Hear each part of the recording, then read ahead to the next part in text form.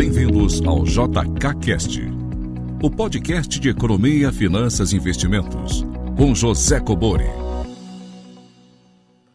Sejam todos muito bem-vindos a mais um episódio do JKCast. Bom, no passado e esse, acho que vocês notaram, eu estou gravando aqui na minha mesa. Estou realmente aí numa certa correria nos últimos dias. E eu não estou gravando lá no meu cantinho do podcast, na minha mesa, né? Só transfiro aqui o microfone para cá e a mesa e eu continuo aqui no meu trabalho aqui. Mas vamos lá. Hoje eu vou tentar bater o recorde aqui. Vou tentar responder o maior número de perguntas possíveis, tá, pessoal? Então, talvez eu seja um pouco mais objetivo aqui em uma pergunta ou outra, mas me desculpe que é, na realidade, tentando atender a maioria de vocês, né? O maior número aí de seguidores, de ouvintes aí do nosso podcast. Perguntas em áudio e texto para o WhatsApp 61 981 17 0005. Vamos, então, à primeira pergunta. Professor Cobori, aqui quem fala é Gabriel de Brasília. Gostaria de agradecer ao senhor por todo o conteúdo que o senhor vem colocando na internet, no seu canal no YouTube, pelo livro que o senhor escreveu, que por sinal é de excelência máxima, e principalmente pelo podcast, onde a gente consegue ter esse canal de comunicação com o senhor e conseguir esclarecer melhor algumas dúvidas para quem vem estudando mais o assunto de finanças corporativas e valuation no geral. Professor, a minha dúvida vai em relação à diferença entre a TIR de um projeto de capital fechado e o ROI desse projeto. Quando a gente vai fazer o valuation de um projeto de geração de energia ou um projeto que é de capital fechado e que vai fazer uma única atividade na economia, a gente geralmente olha muito a TIR. Mas quando a gente vai olhar empresas de capital aberto, a gente geralmente olha o ROI. E aí surge uma dúvida de qual é a diferença conceitual entre essas duas taxas, entendeu? E se o senhor pudesse me esclarecer, seria de grande valia. Muito obrigado. Tchau, tchau. Bem, Gabriel, aqui de Brasília. Gabriel, obrigado aí. Fico feliz que você tenha gostado do livro. Seja útil também todo o conteúdo aqui do canal, e nos nossos podcasts. Vamos lá. Isso me faz lembrar, como eu sempre digo para vocês, já fui professor de quase todas as disciplinas no MBA de Finanças do IBMEC. E uma das disciplinas que eu dava era a análise de investimentos. Então, análise de investimentos sob o ponto de vista das finanças, você está falando de análise de investimento em projetos, em viabilidade econômica de projetos. Às vezes a gente confunde com a análise de investimento que a gente faz aqui para investir o nosso dinheiro. Não, é a análise de investimentos que as empresas fazem para investir nos projetos dela, né, os projetos internos lá da empresa.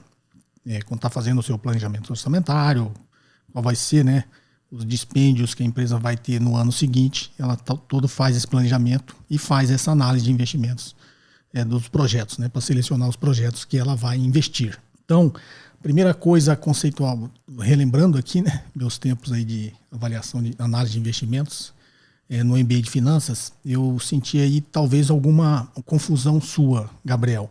Quando você fala em TIR e ROI, você deve estar falando ROI com I mesmo, que é o Return on Investment, que aí você está considerando o capital total. Se for o ROI com E, é o Return on Equity, você está considerando só o capital próprio. E a TIR, que é a taxa interna de retorno. Na realidade, quando eu falo talvez uma confusão, ele não tem muita ligação se é empresa de capital fechado ou de capital aberto. Tanto empresas de capital fechado e capital aberto utilizam esses dois indicadores para fazer algum tipo de avaliação. A diferença conceitual na realidade é que a TIR você está considerando fluxo de caixa para achar a taxa interna de retorno. E o ROI, tanto faz com I ou com E, você não está considerando uma medida contábil, você está considerando o lucro. Então aí você tem uma diferença que eu sempre falo de caixa e competência. Para avaliação de viabilidade econômica de projetos, é mais utilizado a TIR, ninguém utiliza o ROI. O ROI a gente utiliza para ver qual foi o retorno que a gente teve, sei lá, ao investir numa empresa. Comprei ações da empresa X, quero saber como acionista, eu vou ver o ROI com E, né, o Return on Equity. Então quero ver o retorno que eu tive sobre o capital próprio, o que eu investi. Só que essa noção de retorno que eu estou tendo, eu estou olhando para o lucro. Lucro é uma medida contábil. Então a empresa está lá, 2 bilhões de lucro.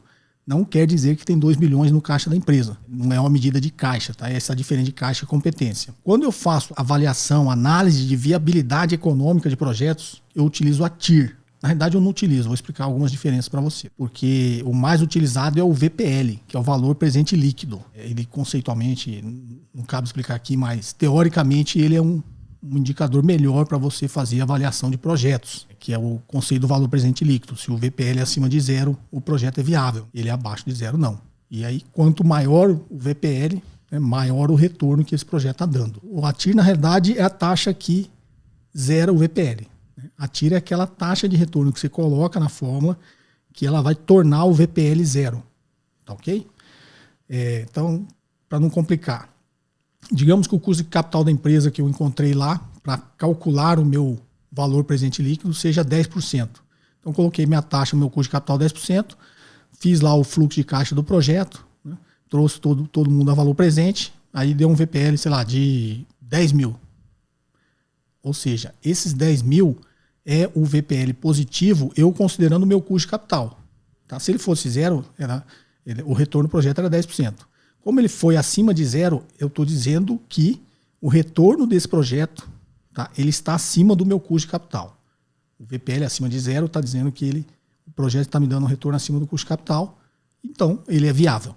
Quando você está selecionando projetos, você tem lá 20 projetos. Você não tem, os recursos sempre são escassos. A empresa não tem dinheiro para investir nos 20 projetos. Então o que ela vai fazer? Vai fazer, né, a avaliação de cada um desses projetos, desses 20, vai ter o VPL dos 20 e ele vai escolher, obviamente, os VPLs maiores para colocar o dinheiro da empresa. A TIR, então, é a taxa que zera o VPL. Então, nesse nosso exemplo, é algo acima dos 10%.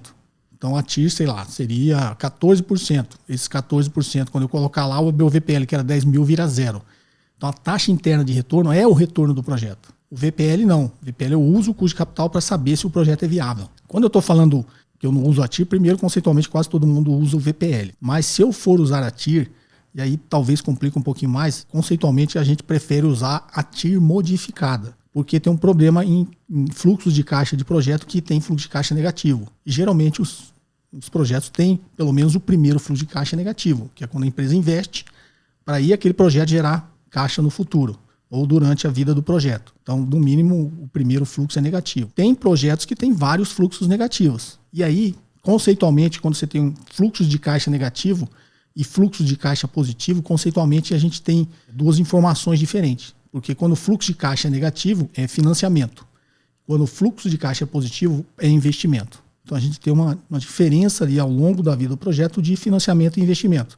Então eu tenho que tratar teoricamente isso diferente.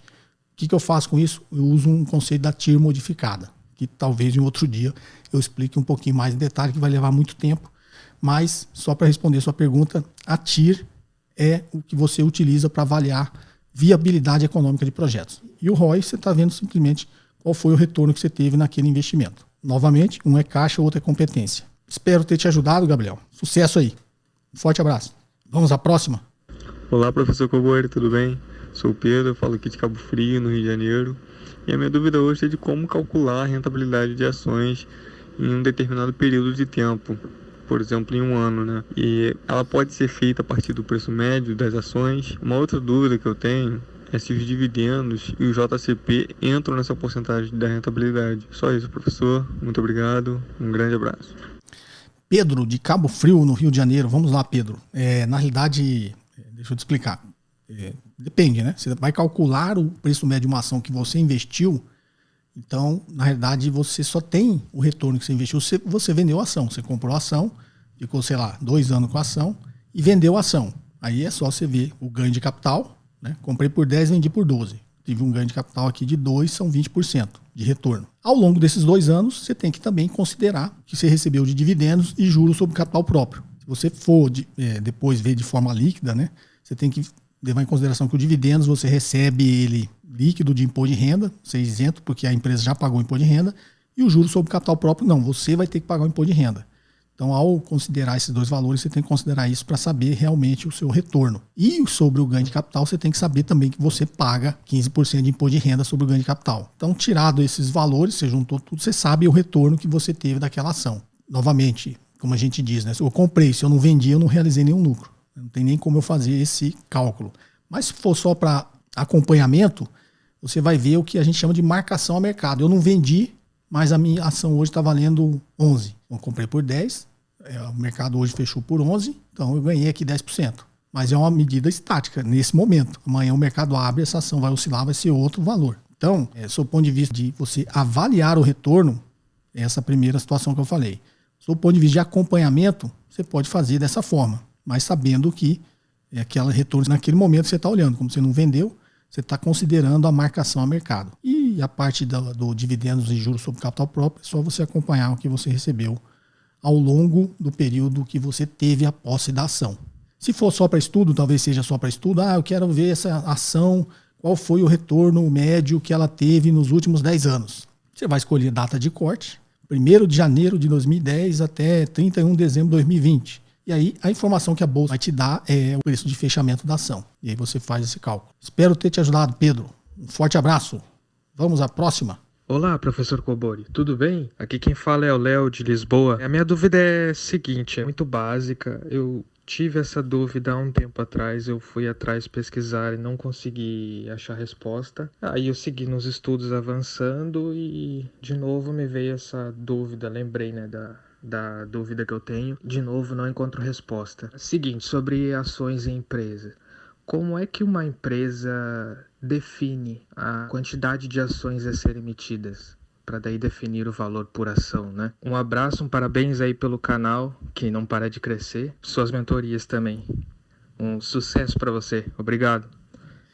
Legal, Léo de Lisboa. Eu que agradeço, Léo. Obrigado aí por acompanhar e estar participando aqui do podcast. Vamos lá. A sua dúvida é sobre emissão de ações, né? Como a empresa emite ações, como é que ela calcula a quantidade e o valor.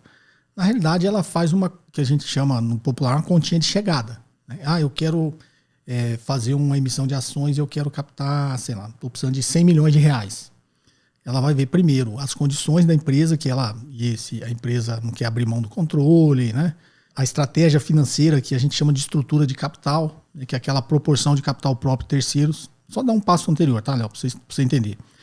A empresa, ou geralmente lá o CFO da empresa, que é o comandante ali da área de finanças, que nas empresas modernas ela não reporta, a maioria dos CFOs, eles reportam direto ao conselho de administração, já ali meio que ficando num pé de igualdade ali com o CEO, por uma questão de governança corporativa, né? Qualquer dia também eu explico o porquê disso. O CFO vai lá e faz a estratégia financeira da empresa. Por quê? Porque o custo de capital da empresa maximiza ou minimiza o retorno do acionista. Quanto menor o custo de capital da empresa, o custo total, né, o custo médio ponderado de capital da empresa, quanto menor, maior vai ser o retorno do acionista. Lembra que aquela taxa está sempre no denominador. Se o custo de capital subir, o valor da empresa diminui. Então, tem um papel muito importante a estrutura de capital da empresa. E quem determina essa estratégia é o CFO, que vai analisar isso aí e vai falar, bom, para o ano que vem a gente tem que trazer, o custo de capital da empresa está em 14, a gente tem uma oportunidade aqui para chegar em 12. Vou calibrar aqui entre capital próprio e terceiros. E aí ele pode chegar à conclusão que ele vai captar 150 milhões de capital terceiros e 100 milhões de capital próprio. É assim que ele define, porque ele vai estar olhando essa estrutura de capital. E aí quando ele define captar 100 milhões de capital próprio, ele vai ter que emitir ações. Se não tiver ações de tesouraria para vender, ele vai ter que emitir ações. E aí ele vai olhar a estrutura societária da empresa. Tá, ok? Se eu emitir novas ações, primeiro, vou dar direito de preferência para os acionistas atuais. Todo acionista tem direito de preferência nessas novas ações. Mas quem não exercer a preferência, essas ações vão ser vendidas no mercado. Se for uma oferta secundária. Não estou imaginando um IPO. Que o IPO vai ser um raciocínio muito parecido, fazendo essa oferta pública inicial quase que 100% para o mercado. Mas o que ele vai definir? Eu tenho 100 ações. Vou emitir mais 200. Então, se eu tinha as 100 ações só minha, eu tinha 100% da empresa. Agora eu vou emitir mais 100. E se eu não comprar nenhuma dessas 100, eu vou ter agora 50% da empresa. Então ele vai fazer essa conta. Se for uma empresa que tem ordinária, preferencial, ele vai fazer as contas. Eu sei disso porque eu já estruturei muita operação dessa e em algumas empresas, startup que eu tenho, a gente também fez dessa forma. Você vai estar olhando ali, a grande maioria não quer perder o controle da empresa. Então ele tem que ver qual o espaço que ele tem na estrutura societária para emitir novas ações sem perder o controle da empresa. Tem 1000 formas também dele fazer e não perder, tá? Que seria complicar demais o raciocínio aqui. Mas ele vai definir qual que ele tem que abrir mão ali, quanto ele pode abrir mão, quanto a ação da empresa ele consegue colocar isso no mercado, que aí tem todo o processo ali de formação desse preço, né, tanto no IPO quanto numa oferta secundária. Oferta secundária, um pouquinho menos complicado, porque a empresa já tem capital aberto, já tem um valor da cotação da ação. Então, sei lá, minha ação custa R$10. Quantas ações eu tenho que emitir aqui para captar 100 milhões? né? Ou vou emitir ações para captar 100 milhões, eu consigo vendê-las a R$10. Como eu consigo vendê-las? Tem todo um processo ali de formação de preço, de reserva dessas ações, tá? Uma série de passos que ela tem que dar, mas ela tem uma noção mais ou menos de quanto ela consegue colocar aquela ação no mercado. E aí ela vai definir a quantidade de ações que ela consegue emitir para captar, né, todo esse dinheiro que ela precisa se financiar. É mais ou menos esse o processo, Léo. Espero ter te ajudado. Forte abraço aí, sucesso em Lisboa. Conheço Lisboa, já fui 2 vezes aí, eu acho uma cidade muito bonita que tem tudo a ver com o nosso passado também. Vamos lá? A próxima. Boa tarde, José Cobori, Felipe Moura, São Paulo capital. A minha dúvida, José, é sobre aqui o IPO, né? Eu já vi o senhor comentar em outros programas que não seria muito interessante a gente, né, pessoas físicas, entrarem aí, comprar ações, né, de empresas que acabaram de fazer o IPO na bolsa, né? Aí eu queria que o senhor falasse um pouco mais sobre isso, porque não é muito interessante. Às vezes a gente já tem ali uma empresa bem consolidada, né? A gente já sabe que ela é uma empresa grande, a gente já tem confiança, né? É o caso aí do banco, né? Nubank, que está previsto para ter um IPO aí. E também uma empresa que eu acabei de ver aqui na internet, né? Mas a gente sabe também que é uma empresa aí grande também, que já é bem consolidada, né? É o Espaço do Laser, né? E aí eu queria saber por que não é tão bom mesmo, né? A gente não entrar quando tem esse IPO, já que a gente tem toda já certeza que a empresa tem ali fundamentos. Obrigado aí, José. Muito também agradeço seus ensinamentos, sempre acompanho os podcasts. Felipe Moura, de São Paulo. Vamos lá, Felipe. Deixa eu te explicar, porque você deve ter visto algum vídeo, eu já falei aqui no podcast sobre o IPO. Como eu disse, é uma opinião pessoal minha, não que eu esteja certo. Nem quero estar certo em 100% das vezes. Até porque se eu tiver certo sempre, eu nunca vou aprender nada. Mas vamos lá para você entender o racional, por que eu falo isso. Isso depende muito, na situação que isso dá certo, é muito mais uma situação de sorte e de euforia do mercado. Eu já passei por vários ciclos, em todo ciclo de alta tem muito IPO, todo mundo entra, um ciclo de alta, todas as ações sobem. E aí lá na frente a ação da empresa cai no novo ciclo, hein, e o investidor não sabe por quê, cai até abaixo do valor que foi feita a abertura de capital, na grande maioria das vezes. Tem exceções, óbvio, como em tudo tem exceções. Mas vamos lá para você entender. Se você abrir o capital da sua empresa, você, Felipe Moura, tem uma empresa, capital fechado, de sucesso, está crescendo, digamos que é uma espécie aí do Nubank, uma fintech. Aí você vai abrir o capital, você vai vender ações na Bolsa de Valores, vai fazer lá uma oferta inicial de ações, um IPO. Você vai contratar um banco de investimento para te assessorar, ninguém consegue fazer isso sozinho. Vai ter um monte de assessores, banco de investimento, geralmente você vai escolher um bom banco de investimento grande, vai ter uma série de assessorias, assessores financeiros, assessores econômicos, o pessoal que vai fazer todo o valuation, preparar a empresa, time de advogados. Você tem um custo enorme para fazer isso. E a comissão lá do banco de investimento que vai fazer o seu IPO. E aí você determina, se você não tivesse feito nada, se sua empresa continuasse capital fechado, você determinou lá que sua ação vale R$10. Aí você fala, não, vou vender essa ação na bolsa. Aí você colocou esse monte de gente para trabalhar para você, para vender essa ação na bolsa. Você, obviamente, vai colocar esse custo no preço. Concorda? Você não vai pagar isso do bolso e vender sua ação por 9. Então, no mínimo, você vai vender por 10. Vai colocar todo esse custo. Opa, tive um custo alto aqui para lançar minhas ações, vou vender ela por 11. Geralmente, as empresas fazem isso em momento de euforia, ou seja, que tem demanda. Então, você vai tentar colocar por 11, muito provavelmente você vai vender por 11. Ou até por mais, por 12. No processo lá de formação de preço. Então, o investidor que está comprando a sua ação no IPO, a única certeza que ele tem é que sua ação não está barata. Concorda? Você não ia vender a sua ação barata na bolsa, numa oferta inicial. Então, a única certeza que nós, como investidores, temos quando entramos no IPO é que a ação não está barata. A ação sempre está mais cara do que vale no IPO. Numa situação que o mercado está em euforia, isso pode dar certo? Pode ser. No IPO, o mercado está em euforia, todo mundo comprando ações. A minha avó está comprando ações, nunca viu falar de ações, está comprando, está todo mundo comprando ações. Então, muito mais demanda do que oferta, os preços tendem sempre a subir. Isso é caracterizado com os momentos de euforia. Por isso, as empresas escolhem os momentos de euforia, os ciclos de alta para abrir capital. Muito lógico, né? Nenhuma empresa vai querer abrir capital quando a bolsa está caindo. Então, a única certeza que você tem é que a ação está cara. Só que se estiver no momento de euforia, pode ser que você compre por 11 e a ação continue subindo, como é nos momentos de euforia. Vai continuar subindo. E aí você vai falar, opa, a IPO dá certo. É o que teve a euforia de 2003 até 2008, na crise subprime. Todos os IPOs que foram abertos, todos subiram. E aí um monte de gente começou a achar que toda IPO subia. Todo mundo começou a entrar. Tá? Só que nos últimos IPOs lá, já depois de deflagrada ali a crise subprime, teve muita ação ali que estava muito cara e quando fez o IPO a ação caiu. A ação caiu e muitas aí levou muito tempo para voltar ao estágio inicial. Então você tem que ter essa consciência. Pode ser que ela suba, você falou do Nubank, pode ser que você abra o capital do Nubank e ele continue subindo? Provavelmente pode ser que sim, né? Tem toda uma euforia no mercado, tem muita demanda, taxa de juros muito baixa, muito dinheiro entrando na bolsa.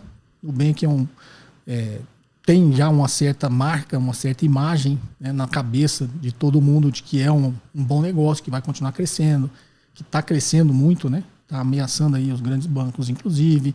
É uma fintech, tecnologia nova, muito provável que ela suba, ele vai lá abrir o IPO, você vai lá, vai comprar, vai subir. Pode ser que isso aconteça? Existe uma probabilidade grande de que isso aconteça. Só que você tem que contar sempre que você está comprando uma ação mais cara do que ela vale. Essa é a única certeza que você tem.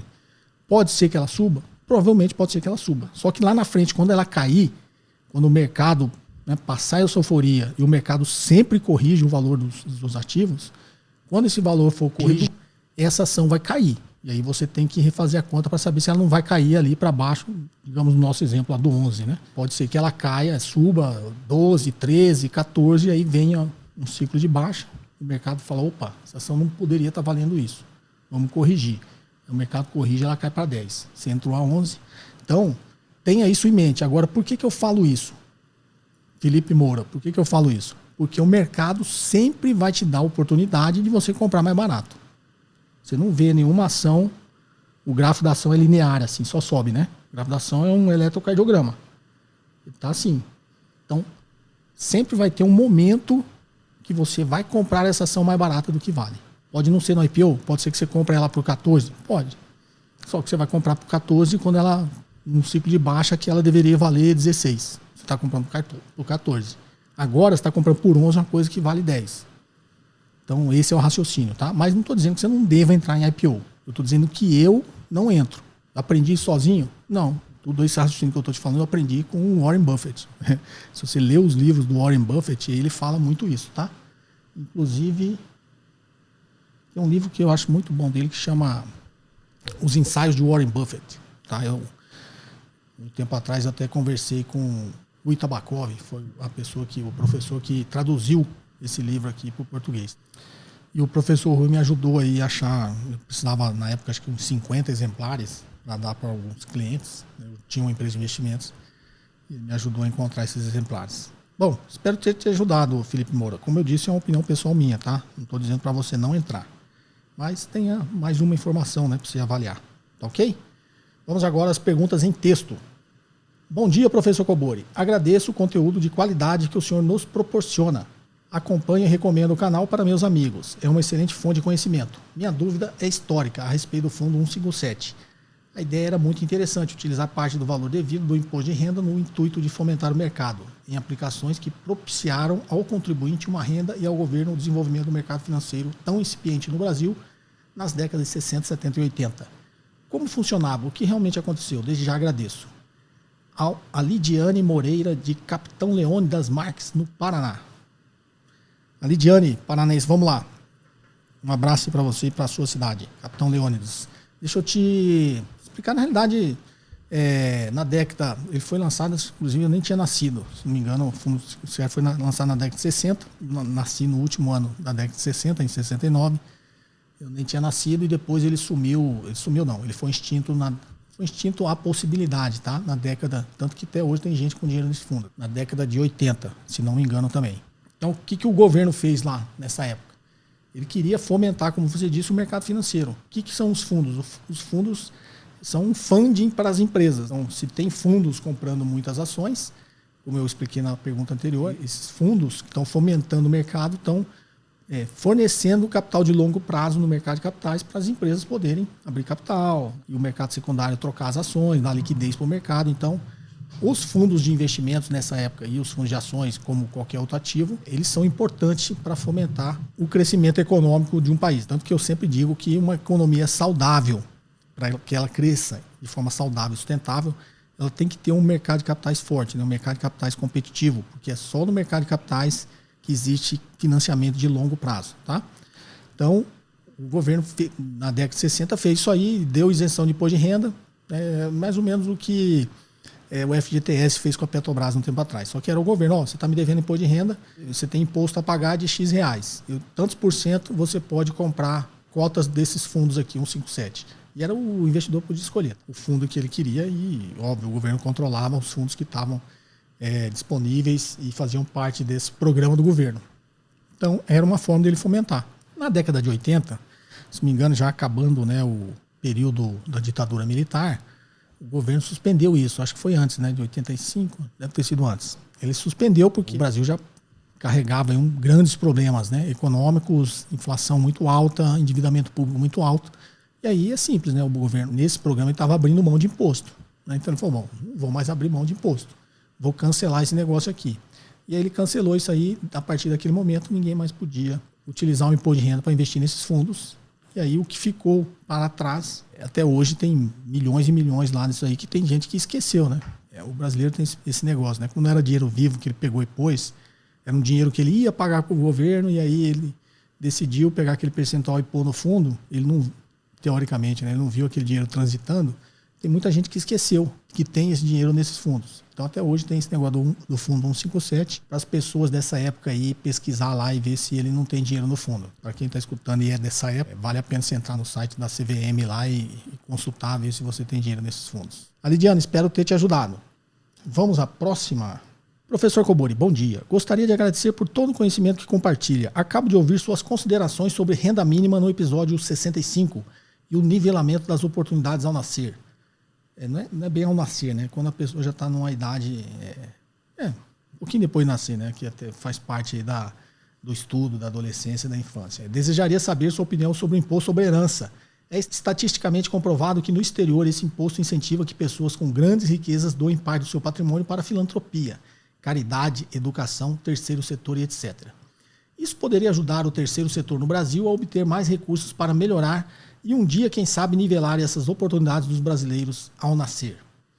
Ou, como dizem as vozes contrárias, isso só incentivaria a evasão fiscal, forçando pessoas com grandes riquezas a buscarem domicílio em outros países e continuarem lucrando no país como residentes no exterior. José, de São Paulo, capital. Do Xará. Vamos lá. O episódio 65 eu falei ali sobre renda básica e dei um lado mais filosófico ali do que eu acredito e eu defendo, né? O grande problema em países, né, como o Brasil, em que o Estado, eu sempre defendo que o Estado é necessário, tá? Mas eu entendo as pessoas que são contra o Estado, porque o Estado no Brasil ele é ineficiente, ele é corrompido, é ineficiente, gasta mais do que deveria, gasta mal, desvia dinheiro.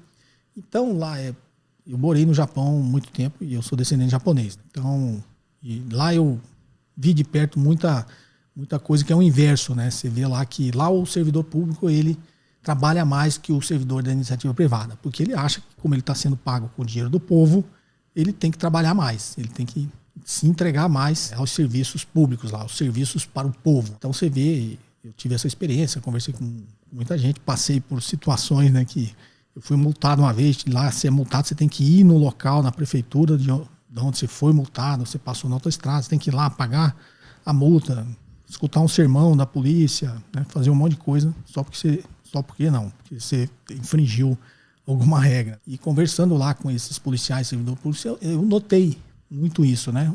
O quanto eles eram educados, muito diferente daqui, e o quanto eles achavam que, primeiro, ele estava cumprindo o papel dele, te punindo, né, mas te punindo com educação, de uma forma educativa, e você notava o quanto eles trabalhavam a mais do que a iniciativa privada. Então, quando você está num país assim, você vê que o dinheiro ele é bem aplicado. No Brasil é o inverso, né? O servidor público aqui ganha mais que o servidor da iniciativa privada, trabalha menos, não é isso? Tem mais servidor público que precisava. A grande maioria dos meus amigos, até porque eu moro em Brasília, né, são servidores públicos, são bons servidores públicos, mas aqueles que são ruins, ele acaba manchando, sei lá, tem 1 milhão de servidor público, tá ok? Tem 800 mil que são bons.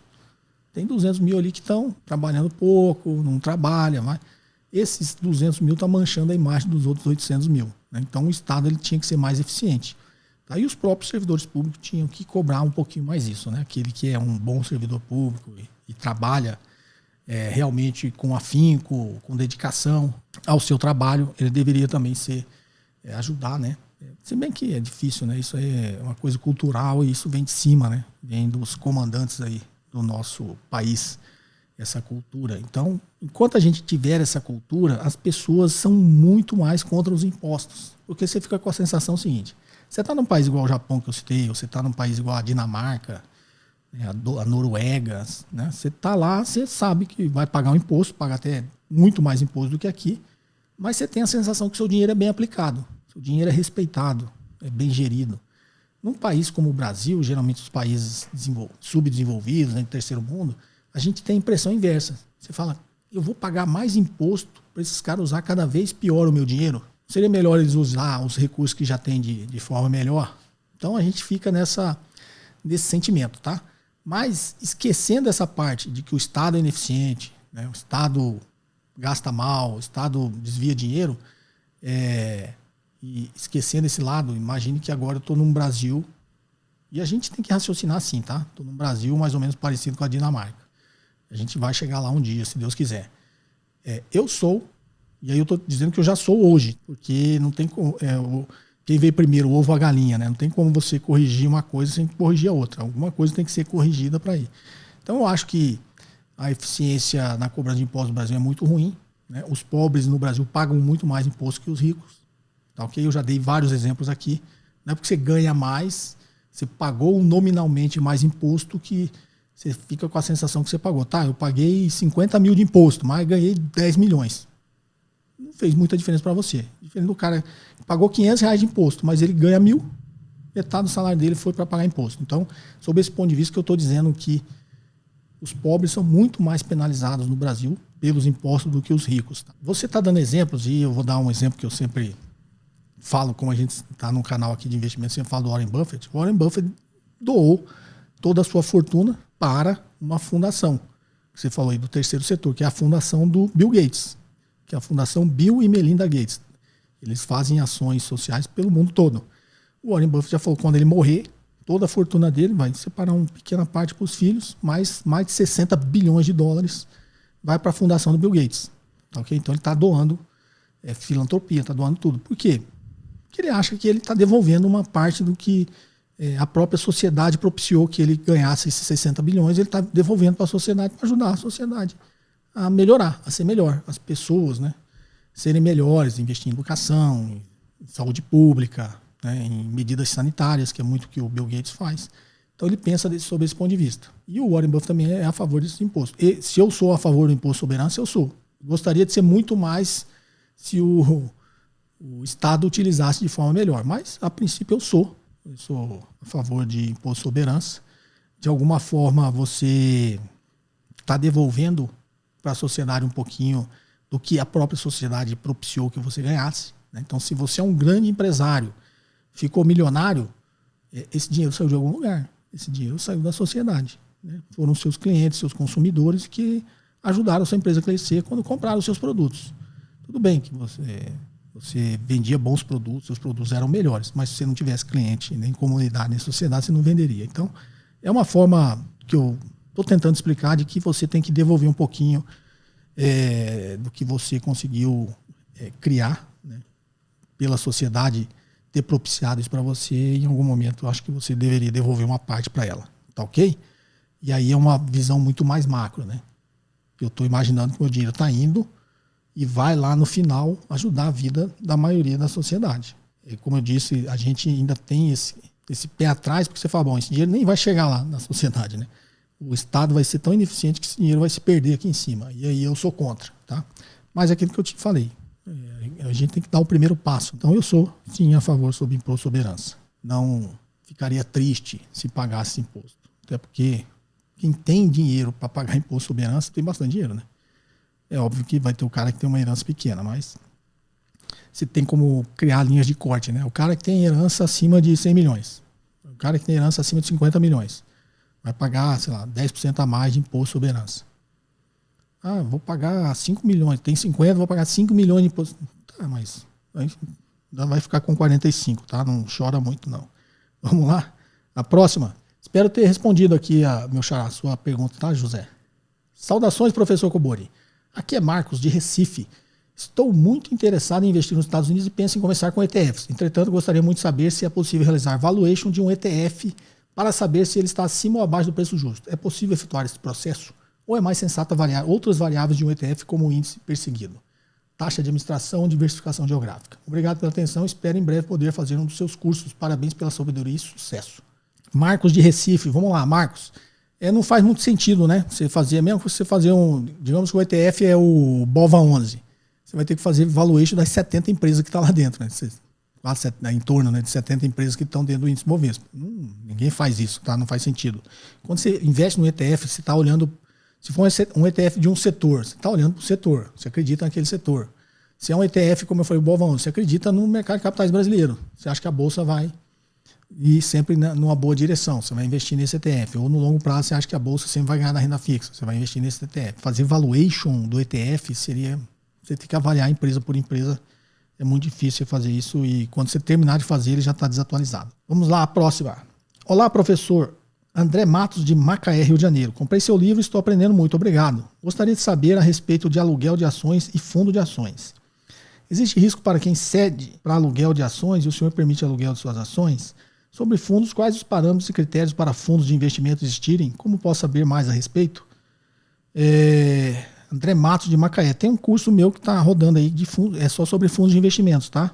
Não que eu estou vendendo o meu peixe, mas eu confio no que eu falo, tá? Então é um bom curso aí, o meu curso de fundos de investimentos. É um lugar que você vai pegar bastante informações. Vai aprender muita coisa, tá? Muito além de fundos.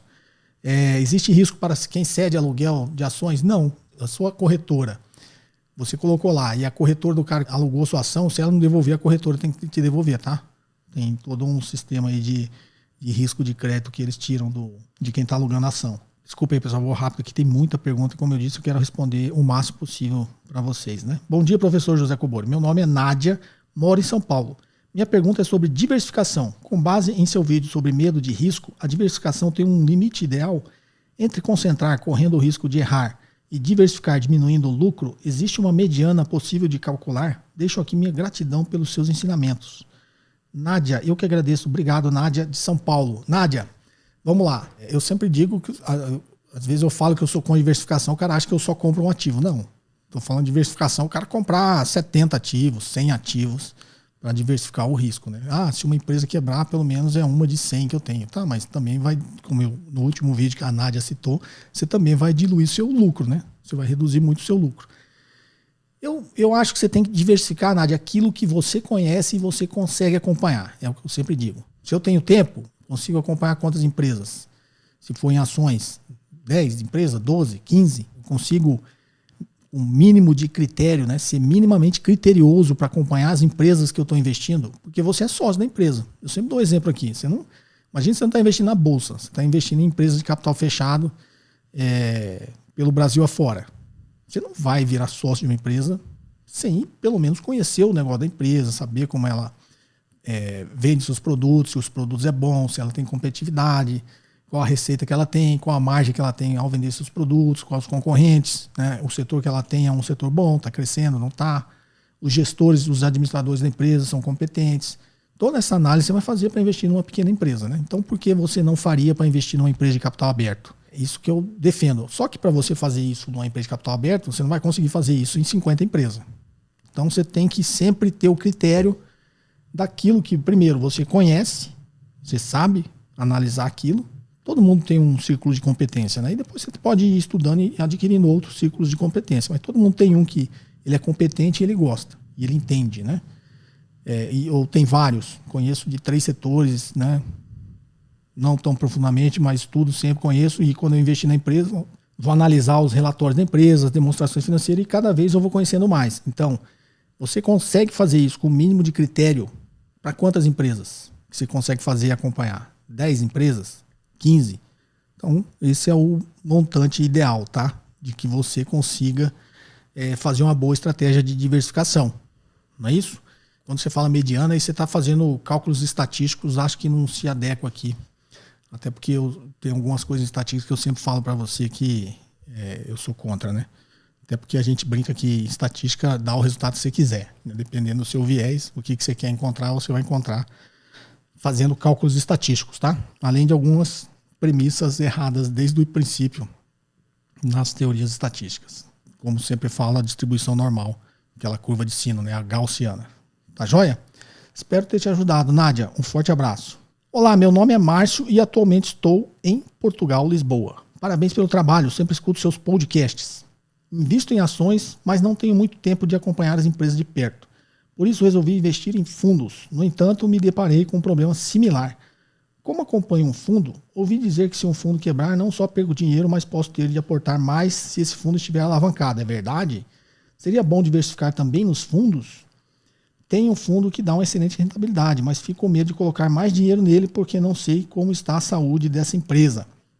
Você põe o nome aqui, mas não vou citar, tá? Vamos lá, Márcio de Lisboa, ó, segundo de Lisboa hoje, né? Márcio, como eu disse aqui uma pergunta atrás, está rodando um curso meu de fundos de investimentos. Você vê aí, não sei se o editor consegue colocar o link aqui, nem eu sei mais ou menos como que é, mas colocar o link aqui, tá? Para vocês terem interesse aí, clicar nesse link aí desse curso de fundos de investimentos. É uma espécie de imersão, era para ser uma imersão, mas tem muita aula lá, que eu acabei inserindo muita aula. Então ele é bem completo, tá? Você vai entender como avaliar um fundo, como acompanhar um fundo, quais as categorias de risco, qual o risco. Mas, precisamente respondendo a essa sua pergunta, que você pode perder dinheiro, pode ter que aportar, pode. Por isso você tem que ler o regulamento do fundo, tá, Márcio? Tem fundos, geralmente está naquela letrinha pequena, lá nos fatores de risco, que o fundo está dizendo que pode investir em derivativos e pode, inclusive, ter patrimônio líquido negativo. Então, se no regulamento tiver isso, você pode perder dinheiro. Então, todos os investidores em fundos que estão me acompanhando, sempre leia o regulamento, a parte de fatores de risco. Tá? Tem muitos deles que está lá escrito. Este fundo pode investir em instrumentos derivativos, por isso o seu patrimônio líquido pode ser negativo. Se isso acontecer, você vai perder dinheiro. Com patrimônio líquido negativo, né? Espero ter te ajudado, Márcio. Vamos lá, o próximo. Professor, meu nome é Marcos e falo de Foz do Iguaçu, Paraná. Comprei ações de uma empresa cuja maior parte da receita vem de um cliente específico. De uns tempos para cá, essa empresa vem buscando diversificar seus negócios de modo a diminuir a dependência desse cliente em específico. De que forma e qual o tempo necessário para avaliar o sucesso desses novos negócios? Desde já agradeço. Grande abraço. Marcos de Foz do Iguaçu, Paraná. Marcos, é riscaço. A gente tem uma empresa que tem só um cliente. Se esse cliente decidir deixar de comprar de você, o que acontece? Agora, você fala em avaliar novos negócios que a empresa está desenvolvendo, mas no negócio atual ela vai continuar só com o cliente? Você põe, de uns tempos para cá, essa empresa vem buscando diversificar seus negócios, de modo a diminuir a dependência desse cliente específico. Então, ela vai achar outros negócios, mas esse negócio atual continua só com o cliente. Então, você tem que avaliar o quão percentualmente esse negócio atual representa no todo da empresa. Eu acredito que ela vai ainda por muito tempo ter um risco elevado. Se você investe nessa empresa, tome cuidado e acompanhe bem, tá? Você comprou ações dela, né? A Sony é uma empresa de capital aberto que só tem um cliente. Quer dizer, você não falou que é de capital aberto, pode ser de capital fechado. Isso é preocupante, tá? Toma cuidado. Vamos lá? Olá, José Cobori. Sou Luiz Rodolfo de São José dos Campos, São Paulo. Sigo o seu canal há mais de um ano e foi muito importante suas dicas para passar por esses momentos turbulentos do mercado. Obrigado por esse excelente trabalho de informar. Poderia me esclarecer uma dúvida? No cálculo do valor justo da empresa, onde o valor do ativo atual da empresa entra nesse cálculo? Pois parece que esse cálculo só leva em consideração a capacidade de gerar caixas futuros. O ativo será diluído ao longo do tempo pela depreciação? Grato pela atenção. Vamos lá, Luiz Rodolfo de São José dos Campos. Luiz, essa é uma dúvida recorrente até nos alunos quando eles entram lá no MBA de Finanças. Não confunda o ativo com geração de caixa. Então tem um desenho que tem até no meu livro, que eu ponho lá a dinâmica da continuidade, mas a gente está abrindo uma empresa agora. Então você colocou lá capital próprio, pegou uma parte de capital terceiro. Sei lá, você botou 150 mil do bolso e pegou 50 mil emprestado, 200 mil ali no seu passivo total. 50 no passivo, 150 no patrimônio líquido. Aí para que você botou 200 mil na empresa? Para comprar ativos para a empresa funcionar. Aí você foi lá e comprou ativos. Sei lá, se é uma sorveteria. Você foi lá e gastou uma parte para reformar o seu ponto, comprou freezer, comprou máquina de sorvete, comprou o balcão ali que você vai expor o sorvete. Então você botou esses 200 mil em ativos. Aí para que você fez isso? Para vender sorvete, gerar renda, não é isso? Gerar receita. E aí você colocou o dinheiro no passivo, investiu no ativo e gerou receita. Aí aqui do outro lado saiu receita, aqui, deduzidas as despesas, tem que dar lucro. Senão o negócio para você não é bom, não é isso? Deu lucro, esse lucro retornando para o que você investiu é um retorno bom ou não? Qual que é o seu custo de capital? Você investiu nessa empresa, digamos, sem ter que calcular custo de capital.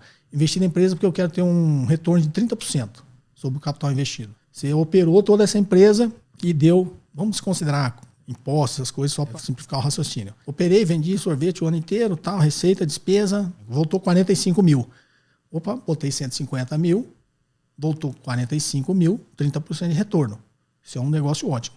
E aí, quando a gente fala fazer o cálculo do valor da empresa, você vai projetar esse caixa futuro, trazer valor presente pelo seu custo de capital, você vai achar um valor. Esse valor tem que ser maior do que o que você colocou na empresa. E aí você vai fazer todo o cálculo de fluxo de caixa futuro, trazido a valor presente pelo custo de capital, deu 300 mil. Opa, investi 100, 150 e minha empresa vale 300. O valor da empresa não tem nada a ver com o valor do ativo. Vamos separar mentalmente. Tem uma coisa que é valor patrimonial, tem outra coisa que é valor operacional. Então, o valor patrimonial da sua empresa é, tirando a dívida, que o seu patrimônio líquido é 150 mil. Ou você pega todo o ativo de 200, tira o passivo, vai dar os mesmos 150 mil. Ok? Então, o valor patrimonial da sua empresa é 150 mil. O valor operacional da sua empresa é 300 mil. Como você achou o valor operacional? Pelo fluxo de caixa. Pelo caixa que ela vai gerar no futuro. Como você achou o valor patrimonial? Pelos ativos. Então, o valor de uma empresa nunca pode ser o seu valor patrimonial. Do contrário, fecha a empresa e pega o dinheiro. Concorda? Você não colocou 150 mil na sua empresa para ela valer 150 mil. É isso que eu estou dizendo nessa frase. O valor operacional da empresa nunca pode ser igual ou menor que o valor patrimonial. Do contrário, fecha a empresa e pega o dinheiro de volta. Se você fez tudo isso na sua sorveteria e a empresa vale 150 mil, para que você pôs 150 mil na empresa? Concorda? Para que você abriu uma empresa com 150 mil se ela vai valer 150 mil? Então, o valor de uma empresa não é o valor do ativo. Você está considerando o ativo, que lembra da dinâmica, o ativo da sua empresa é o que é utilizado para gerar o caixa dela. Então, o ativo aqui no nosso exemplo da sua sorveteria. O balcão que você vai expor o sorvete. Estou considerando só o ativo bem de capital, só é todo ativo, tá? O balcão lá que você vai expor o sorvete, a sua máquina de sorvete, a caixa registradora, o estoque. O estoque está no ativo, não é isso? Quando você vai receber, está tudo no ativo. Tudo isso que você investiu no ativo aqui é patrimonial, é ativo. Tá? Mas você investiu isso aqui para quê? Para vender sorvete e gerar caixa. Então, quando você está olhando para o caixa, você já está considerando o ativo. Porque o caixa só é gerado por causa do ativo. Então, esse é o raciocínio. Você não compraria 150 mil em ativos se a sua empresa for valer o mesmo valor do ativo. Essa é a explicação. Foi rápido assim, mas acho que deu para entender a intuição aí, né, Luiz Rodolfo? Espero ter te ajudado. Vamos lá? Próxima. Boa tarde, José Cobori. Por que você não abre uma casa de análise de investimentos? Gosto muito dos seus vídeos e me parece que você é um profissional muito preparado para esse trabalho. Existem muitas casas de análise que têm algum conteúdo, mas escorregam por tentar vender mais e mais carteiras de recomendação e cursos, etc. Marcos, de Lençóis Paulista. Marcos, é porque eu passei dessa fase, tá? Porque você não abre uma casa de análise de investimento. Tudo que eu quis fazer no mundo dos investimentos, eu fiz, graças a Deus. Eu tive uma empresa de investimentos, depois tive uma empresa de M&A, de fusões e aquisições, que eu acho que é a nata, né, do negócio. Você está avaliando empresas para comprar ela inteira ou para vender ela inteira. Você está coordenando, estruturando todo esse processo. Então, digamos assim, você está ali realmente no front vendo como tudo acontece. Fazer análise de investimento, carteira, para recomendar, acho que eu não estou mais nessa fase, tá? Não que isso não seja importante ou não, mas eu já segui um passo assim, eu já estou na fase de ficar aqui falando, conversando com vocês, né? Fazendo esse podcast que me dá muito mais prazer e menos trabalho, né? Não que eu seja velho, mas graças a Deus eu posso, né, fazer isso aqui agora, tá? Já estou numa fase mais sabática. Mas obrigado aqui pelos elogios, tá, Marco? Olá, professor Cobori. Sou o Felipe Ribeiro Simões, bancário e moro na capital paulista. Seus ensinamentos são diferenciados e seu trabalho é exemplar. Aprendo muito com seus ensinos, mesmo não tendo feito seus cursos. Minha pergunta, a forma correta de entendermos o preço do dólar frente ao real é ajustando aos índices de inflação? Correto? Nesse caso, eu trago o IPCA e o CPI para a conta, ok? Poderia explicar como é possível fazer essa conta? Acredito que não estamos no pico do dólar considerando a inflação. Pode me ajudar? Desde já agradeço muito. Obrigado. Felipe Ribeiro Simões, de São Paulo, capital. Vamos lá, Felipe. Deixa eu explicar para você. Até relembrei aqui com essa pergunta sua. Tem Você está falando aqui da paridade do poder de compra. Essa é uma teoria de você achar o valor da moeda, né, o câmbio justo ali pela paridade do poder de compra da moeda. Traduzindo isso, o que isso quer dizer? Tem uma coisa no mercado que chama índice Big Mac. O que é o índice Big Mac? Ele está dizendo o seguinte: se um Big Mac custa $1 lá nos Estados Unidos e custa R$5,50 no Brasil, então a taxa de câmbio tem que ser R$5,50 por $1. Chutei aqui o número porque é muito próximo do que está aqui hoje, tá? Então o índice Big Mac está dizendo isso. Porque se é o mesmo produto, ele tem que ter uma referência de preço. E aí que entra essa teoria da paridade do poder de compra. $1 compra um Big Mac nos Estados Unidos e $1 compra um Big Mac no Brasil. É isso que está dizendo a teoria da paridade do poder de compra. Tem um vídeo na verdade tem uma série, né? Tem 2 temporadas da Fábula do Estado da Ilha que eu criei e coloquei no canal. Tem uma parte lá que eu explico sobre esse negócio de taxa de câmbio, eu explico com banana. Tá? E aí, nessa explicação das bananas, eu coloco a inflação no meio da história. Então você vai entender. Procura aí, eu vou pedir para pôr esse vídeo aqui, que é a taxa de câmbio, como chega na taxa de câmbio lá nessa historinha lá da Fábula do Estado da Ilha. Espero ter te ajudado, espero ter respondido. Na verdade, eu respondi praticamente todas as perguntas que me vieram. É óbvio, me vieram, teve um filtro lá antes, como eu disse. Pessoas que mandam perguntas, pedindo dica, recomendação. Para quem me conhece sabe que eu não dou, então acho que a minha equipe já nem manda essas mensagens para mim. Mas das que me enviaram aqui, eu respondi praticamente todas. Espero que vocês tenham gostado desse episódio.